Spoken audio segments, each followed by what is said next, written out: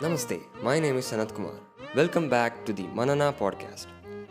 Manana is a Sanskrit word that means reflection or contemplation.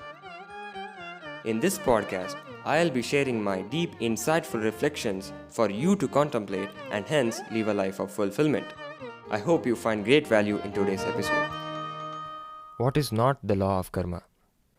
Everyone knows karma in its simplest sense.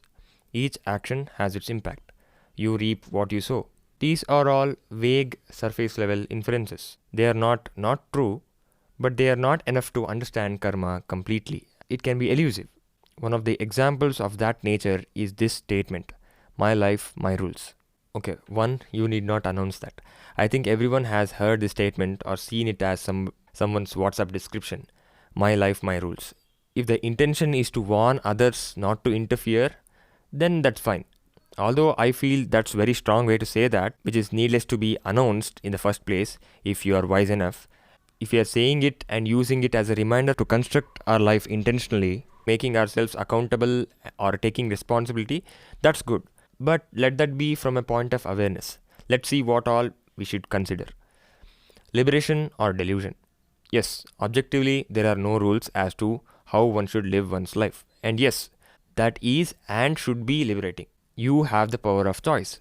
In that sense, you are the author of your life. You can choose to write whatever you want. But there are rules of this world in which we live that we must keep in mind to better construct our lives in it. If not, the statement my life, my rules will be a delusion trapping the person and eventually ruining his or her life. So let's see how we should see this statement and ensure we don't fall into that delusion. 1. No eraser. Karma. As long as you are ready to face the consequences of your thoughts, emotions, and actions, the statement is fine.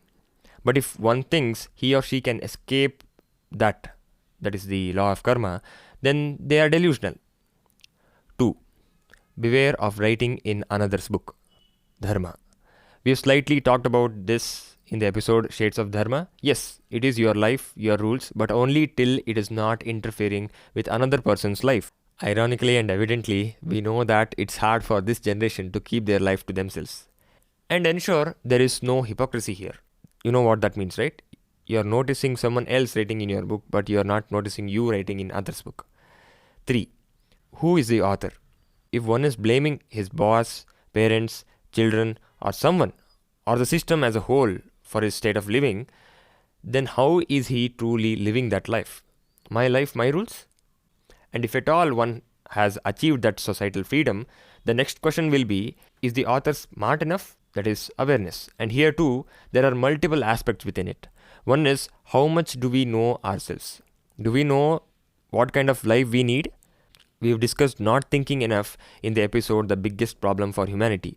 We must be highly self-aware to be able to construct a beautiful, intentional life aligned with what we truly need. Otherwise, you will just die repeating that statement but never truly enjoying your life.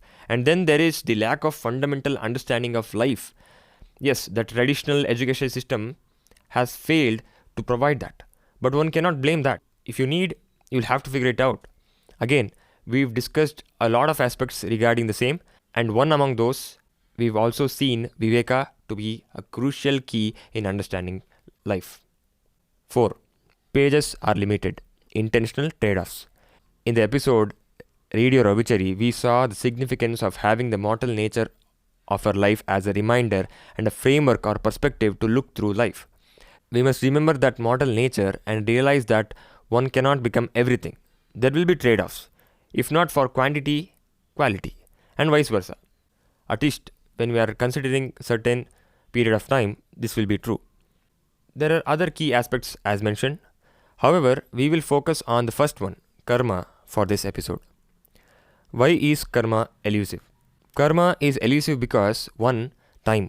It's not instant. The compound effect is often overlooked. Why? Same reason. The results of those specific actions are not visible instantly. Our world would have been the most boring place if people could receive rewards of their actions instantaneously. Would any person harm any other creature if he or she was killed immediately after? Would any person eat and not exercise if they knew they would bloat and die immediately? No. The cycle of karma might not complete instantly like that. It may take a few days, months, or several years for one cycle to complete. So, what does this do? It can even make us forget that karma exists. 2. Type. If you study well, you will get a good score in the exam, right? That's a simple scenario that we can understand. But not all scenarios are that way. A person who killed a snake by hitting it with a wood log might not die the same way. Instead, his loved one might get a terminal illness or something like that. Basically, for most actions, results are not of the same type. And that comes to my third point, complexity. There are too many variables for us to comprehend. That's just the nature of life. And there are too many actions that needs to get their result. 4. Contextual. Or in other words, how does an action play out is subjective to every individual. But the catch is, we don't even know our context properly. When people ask, why me? That's what it means. Okay, what have we established so far? The Maya we live in makes us forget the law of karma, when that's a key to get out of it. So, to make it easier for our brains to comprehend, we can look at it as this framework. Life is a probability game. What does that primarily suggest? 1. Each action has an impact, and through a probability or percentage of probability. 2. No one action has 100% probability. That is, no one aspect or action has a guaranteed result of 100% probability. 3. Absolute control is not in our hands. In this life, all actions we intentionally do are in efforts to increase or decrease the percentage of the variety of probabilities. Entire self-help is based on this. All habits that we try to establish are based on this. Example, not smoking does not guarantee lifelong healthy lungs or a longer lung span. However, it definitely increases the percentage of probability of those. You take anything for that matter, yoga, reading books, meditation, believing in God, chanting, etc. That is what is happening. We are just increasing or decreasing the percentage of the variety of probabilities.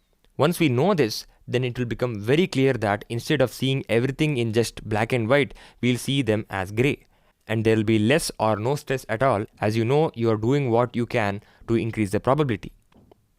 Karma and the game of probability are not the same, but one is in the other. Karma is the promise through which the game of probability can exist. It's as the relationship between hope and karma. We hope because we know the consequences of our actions will surely arrive. Mind you, the game of probability is just the way we are seeing life as. We can think of life as the game of probability only because we know the laws of karma. And what are the laws of karma? That's how life works. So in reality, there is no difference between any of these. It's like seeing the difference between life and life rules. Then why are we seeing all these as separate? For better understanding. Even to realize all these are one, you need to know them properly. Okay, that being said, let's summarize our understanding of this lens, the game of probability. The game of probability considers all these. 1. It's a prediction tool. We are using it knowing that karma is not instant. We are acknowledging and considering the effect of any current thought, choice, and actions in the context of the future. 2. We use what we know. We may not know what specific problems we may face due to our past karmas, but what we know for sure is that certain actions can melt that huge iceberg of our past, if not literally, definitely by providing the awareness required to do that. 3. As we know that there are more variables than we initially see, we acknowledge that and try to find other variables we do not see at the moment, and then use actions we know to counter the results. 4. As we know that it is not the same for all, we calculate based on our known history, and also acknowledge and understand when our calculation fails. We'll then adapt our strategy accordingly. I hope this helps when you are stuck in what seems like conflicting dilemmas, when actually you are exhausted calculating the incalculable. That's when you use frameworks such as those mentioned in this episode and that we saw in the episode 9 highly useful frameworks for life. I hope you received excellent value in today's episode. To know more, head over to sanatkumarnahibi.com, and if you haven't already, check out my book, The Flower of Fulfillment. Thank you for listening, and I wish you have a great day.